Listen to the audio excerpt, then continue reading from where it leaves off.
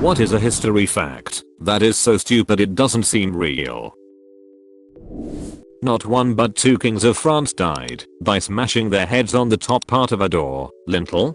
Charles VIII in 1498. The shock probably caused something else, but still. Louis III on the other hand was pursuing a fair lady who was actually trying to escape him on his horse on the 5th of August 882 when she passed a door. The horse went through, not the king, who broke his skull and died instantly. The last one sounds like something straight out of those slapstick cartoons like Tom and Jerry or Looney Tunes. Yeah, but more like Itchy and Scratchy though.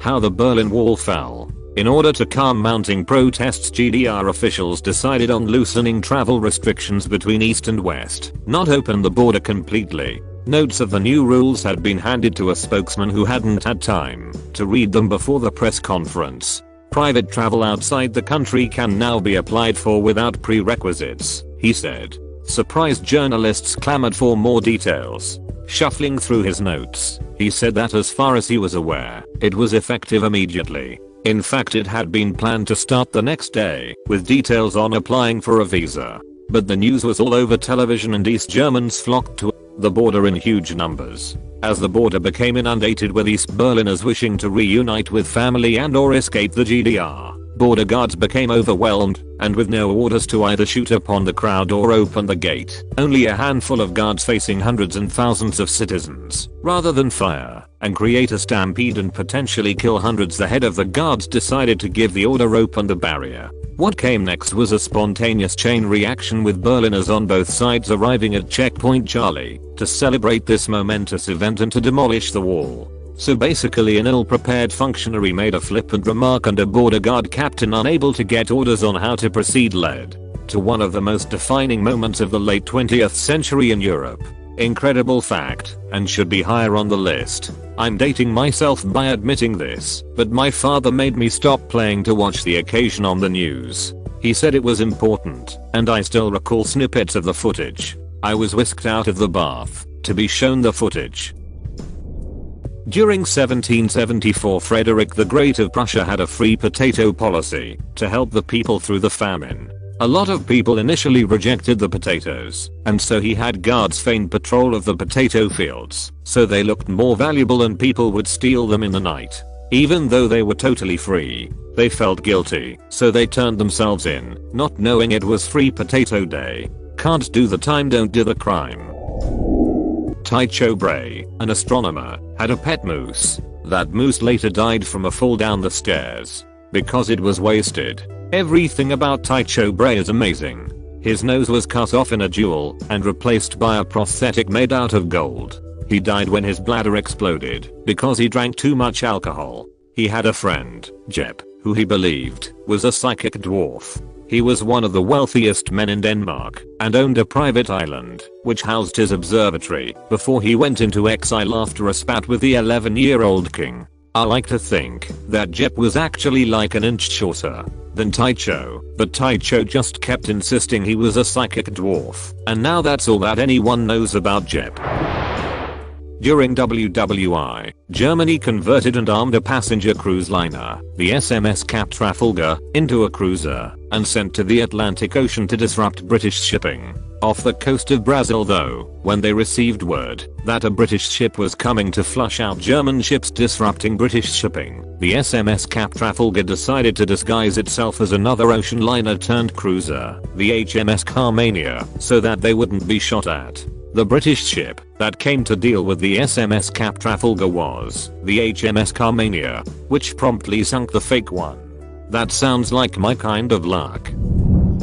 A Skylab satellite's guidance system was failing and ended up crash landing in Australia. Instead of giving the satellite back, Skylab was charged with a $500 littering fine. After the fine was paid, the company wanted to put the satellite in a museum, but was refused on the basis that, since the satellite fell from space, it's legally Australia's now. So now, Skylab pays a monthly rent to Australia to display its own satellite in a museum.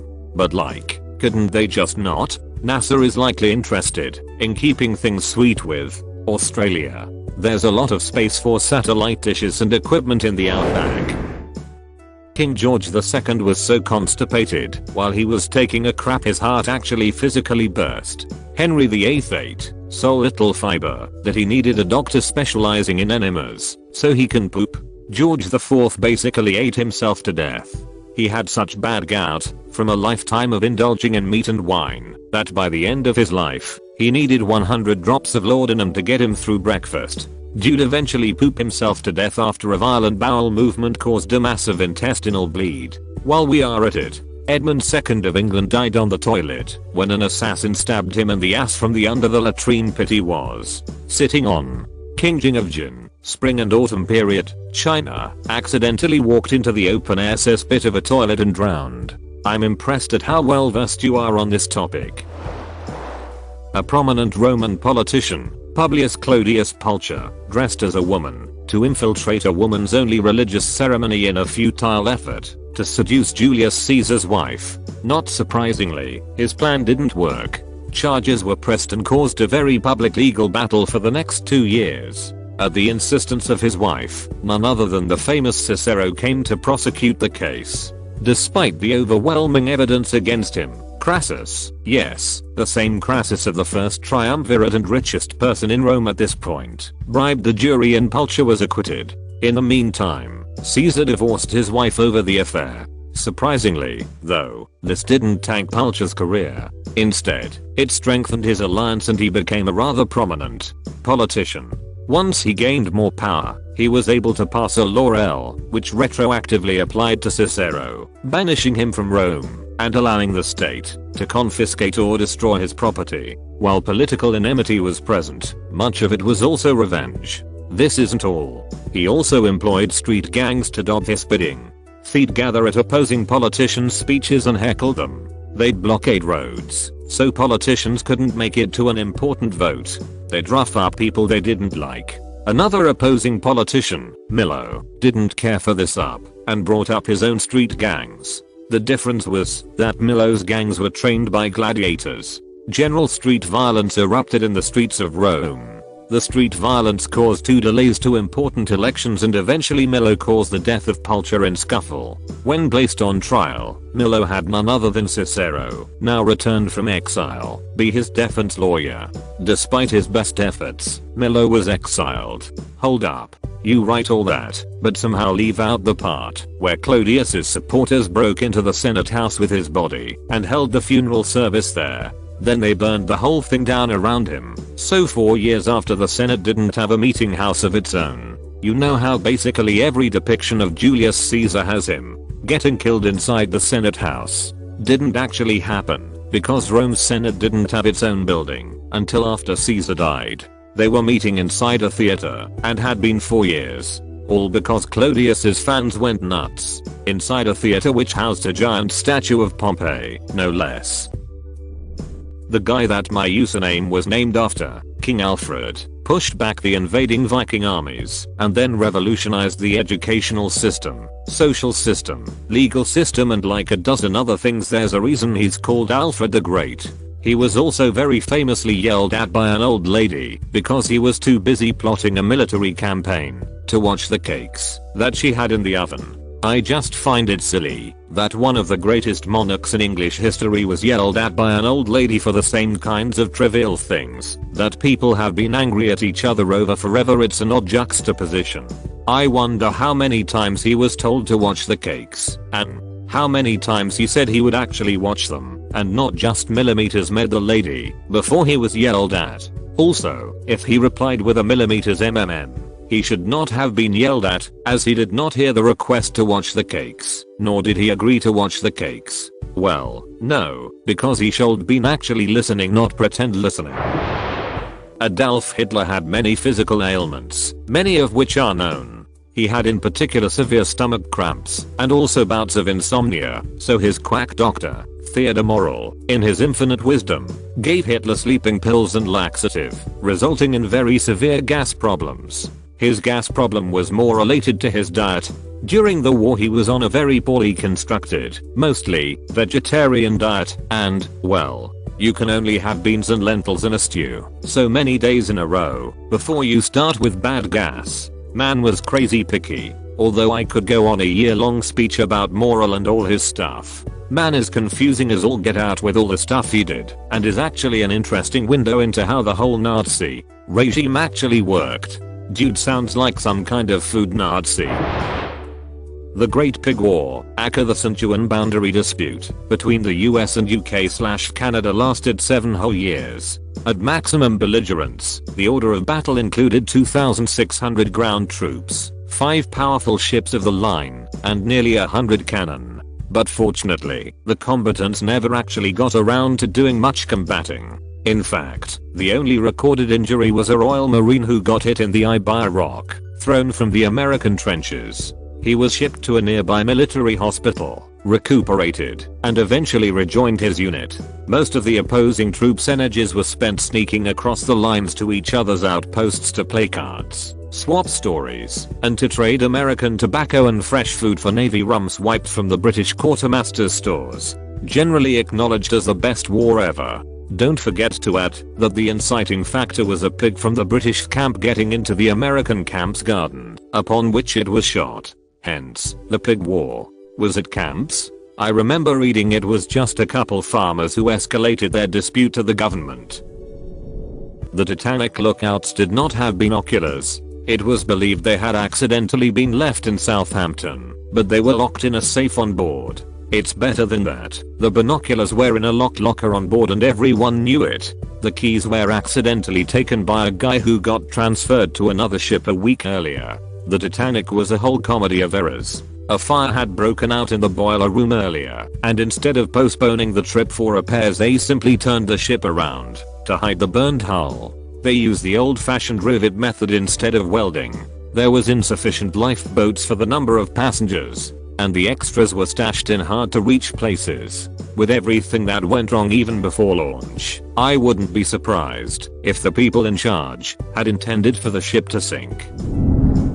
Everything Olga of Kiev did after her husband was killed by an opposing tribe. The opposing tribe killed him by tying his legs to trees they'd bent down and then releasing the trees. Cliffs.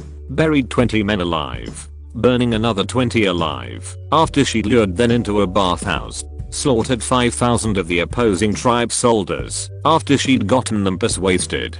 Telling the opposing tribe she'd end the assaults if each house gave her 3 pigeons and 3 sparrows. She then had her soldiers tie sulfur to each of the birds and set them free so that they would return home to nest in their original villages. Eventually the villagers' bedtime fires would ignite the sulfur and burn the town to the ground. Also, she's a saint in the Orthodox and Roman Catholic Church. She also saved herself from having to marry a Byzantine emperor by making him her godfather during her Christian baptism for the purpose of marrying him. Only afterwards did he realize he couldn't marry his own goddaughter.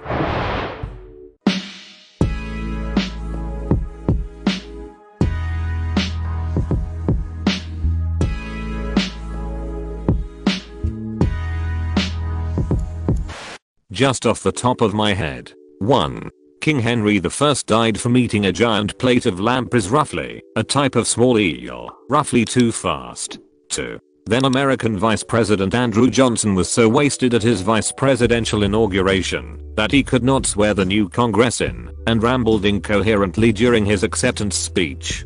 3. Pope Stephen VI put the months-dead corpse of Pope Formosus on trial for crimes against the papacy, serving as a bishop without being appointed to the clergy, and a couple of other crimes too. He was dug up, propped up in a chair, and a deacon was made to stand behind the body and speak for him.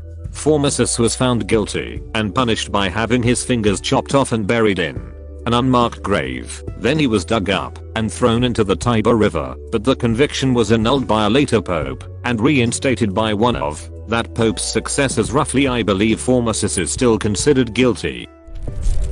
Women used gravy on legs to mimic stocking seams during WWII. Just after nylon stockings entered an eager market, they disappeared from view. In 1941, Britain introduced clothes rationing to conserve materials and valuable resources for World War II troops. The US would follow later that year. Nylon stockings were some of the first products to go. while Ace Carruthers produced the first nylon fiber in 1935, but it was the 1939 World's Fair that first introduced the nylon stocking to the public. It was marketed as a fabric made from carbon, water, and air, cheap and durable, better in appearance than silk. Nylon soon became the material of choice for manufacturing women's stockings. Nearly 4 million pairs could be bought in a single day in 1939. Then, due to the war, valuable resources and labor were redirected away from civilian production to provide equipment for the armed forces. In the US, nylon manufacturer DuPont retooled factories to produce nylon parachutes, cords, and rope instead of stockings.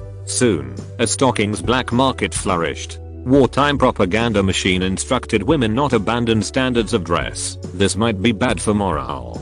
Make do and mend became the motto. When mending old stockings failed, women actually painted dark stripes up the backs of their legs to mimic stocking seams. Gravy browning was a popular paint. This wartime look was termed glamour hose. After the war, DuPont resumed production, but could not keep up with demand. In Pittsburgh, 40,000 women queued for 13,000 pairs of stockings. A fight broke out. These disturbances, spanning August 1945 until March 1946, when DuPont was able to increase production, were termed the Nylon Riots.